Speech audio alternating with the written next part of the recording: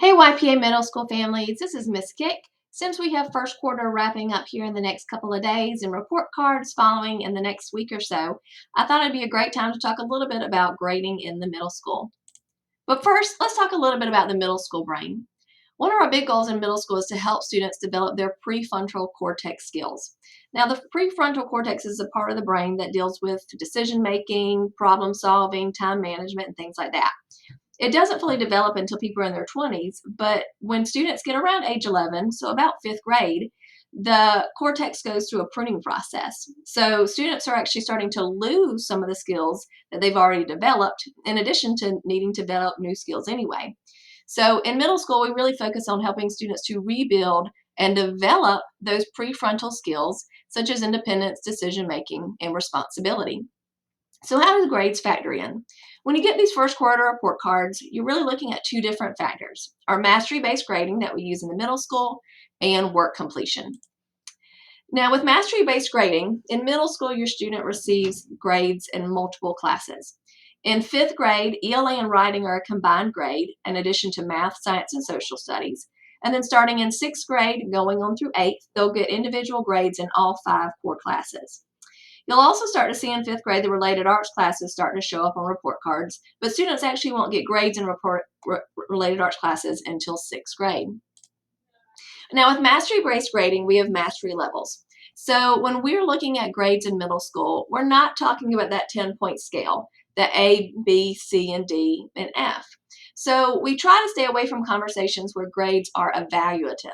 And so what I mean like that is that we don't talk about a student being an A student or a B student.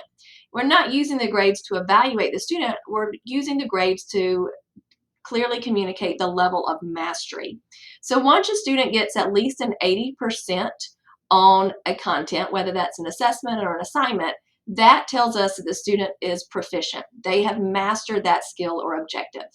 If you see a 60 to 79, that means they're progressing. So they've learned some of the content, but they haven't fully mastered it yet.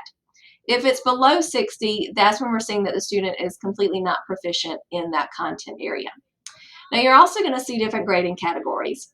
Practice is really important. It doesn't count for a huge percentage of the grade, only 0 to 10%, but it's really the opportunity for students to practice a skill, practice content knowledge before they get to the mastery check. And so even though it's such a small percentage, it's really important to have that practice and encourage students to complete their practice. It's kind of like attending practice in preparation for the big game. You don't get any points for practice, but if you didn't practice before the game, you're not going to do well at the game. Now, the mastery checks, those are when students take a quick assessment to identify their mastery level of a single indicator, standard, or learning objective. Typically, students will take multiple mastery checks, anywhere from like 5 to 12 and a quarter. And because they measure individual objectives, they count for a larger percentage of the grade, about 60%. Then you have tests and projects, and that's where students are taking multiple learning objectives or standards and bringing them together and typically demonstrating how to use them in a new way. Tests or projects are about 30 to 40% of the grade, but you typically only have maybe one or two in a quarter. Now, the other side of grades, though, is work completion. While we try to focus our grades on mastery level, work completion does factor in. So we want to make sure that we're building student skills on being responsible and taking care of their assignments. If you look in Schoology and see a 0, that means the assignment has not come in completed or turned in. If you see a dash, that's when it means it hasn't been graded yet. So if your kid tries to say, hey, I got the 0, but that means the teacher hasn't graded it yet, that's not quite accurate. It means they didn't complete it or turn it in. So we really want to focus on building our students' time management during middle school. So we do have deadlines, and those deadlines are firm. We really try to focus on making sure that students aren't getting extensions and aren't turning in late work. We really want them to learn how to turn things in on time. Now, as far as homework goes, we don't assign a lot of homework. Our rule of thumb is that you should expect up to 10 minutes per grade level per night. So for example, if you have a sixth grader, they can have up to 60 minutes of homework a night altogether for all of their subjects. Now, if you're seeing your students spend way more than that time on a regular basis, please reach out and let us know. It may mean that there might be some misunderstanding or there's something that we can work with them to support them, or it may mean that they aren't making the best use of their time during the school day, because majority of the time the homework that gets assigned is really just work that's not completed during classroom time.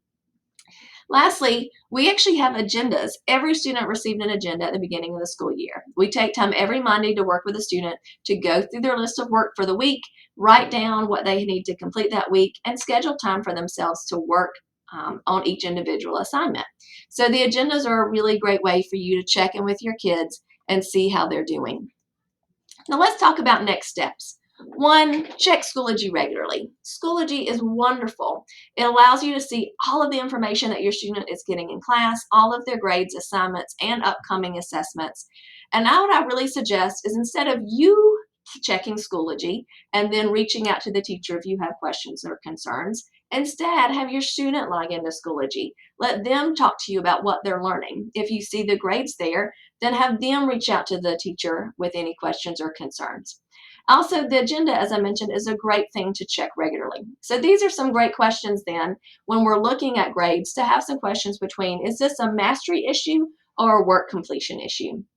So if you have seeing a lot of low grades, ask your students, did you understand the content? How can you get support? Do you know who you can go to? Did you retake your mastery check? With our mastery checks, all of our students get to retake it one additional time if they didn't get mastery, so that 80% the first time. If they're not taking advantage of these opportunities, then that's a great thing to talk to your student about. Now, if you're seeing a lot of zeros, talk about why they didn't complete or turn in the assignment and what they could do differently next time. Again, this really helps us take that ownership of the learning off of you, the parent, and transition it onto the student so that they can be prepared to be successful, not just in middle school, but in high school and beyond. So lastly, let's talk about the supports that exist. I'm here, Miss Kick, as the principal. They can reach out to Miss Beltakis, our assistant principal. In 5th and 6th grade, we have 2 instructional coaches, Laura Ross and Susan Hargrove, but we also have our school counselor, Miss Brown, who can work with students if they'd like to learn some study skills or have any questions about Schoology or how to communicate with teachers and things like that. And then lastly, again, Schoology is such a great resource. As a parent, you can see all of your students' classes, but we also have several middle school groups and grade level groups, and this is where a lot of information is shared. So these are where you can go into Schoology, click join a group, and then use these codes to join those groups. We really love having your kids at YPA, and we're so happy to work with you and your kids and to help them be successful now and in the future. Have a great day.